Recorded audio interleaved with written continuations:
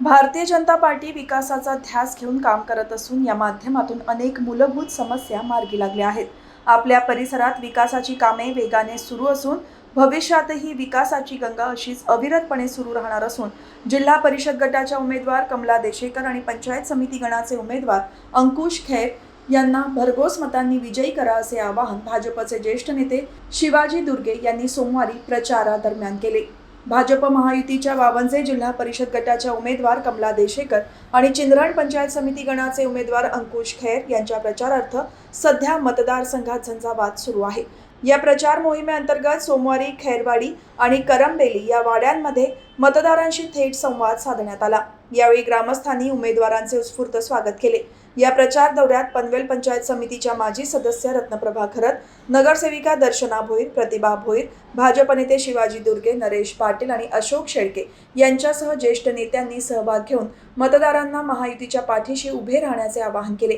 यावेळी चिंधरणचे सरपंच एकनाथ पाटील, खैरवाडीचे उपसरपंच हनुमान, खानवचे उपसरपंच हरिश्चंद्र गोंधळी, माजी सरपंच तुकाराम पाटील, भाजप प्रवक्ते महादेव गडगे, गणपत कडू, अनंता कडू, बाबू मुंबईकर, रामचंद्र पालेकर, रवी पाटील, बाबू चौधरी, चांगू चौधरी, दत्ता भगत यांच्यासह पदाधिकारी आणि कार्यकर्ते मोठ्या संख्येने उपस्थित होते। गावोगावी होणाऱ्या या प्रचारामुळे महायुतीच्या उमेदवारांचे पारडे जड होत असून कार्यकर्त्यांमध्येही मोठा उत्साह संचारला आहे।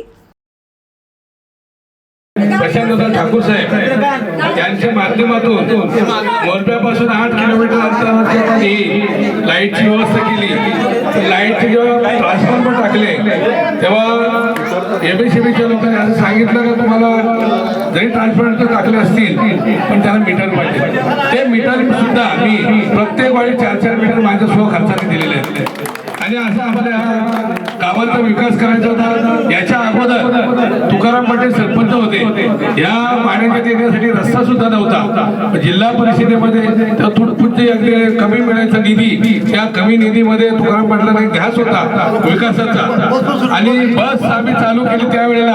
आणि ह्या वाड्यांच्या मध्ये ग्रामपंचायत निवडणुका असली की आम्ही राहायचो, रात्री 2-2-3-3 दिवस राहत होतो आणि अशा पद्धतीने आम्ही ग्रामपंचायती आणि ह्या विकासाच्या माध्यमातून बाहेर आलेले आहेत। आणि त्यासाठी आम्ही हक्काची मतं मागतो, विकासासाठी मतं मागतो आणि आपल्या आमदार प्रशांत ठाकूर साहेबांच्या माध्यमातून जी कामं झाली आज या कामामध्ये आपण हा विकास बघतो।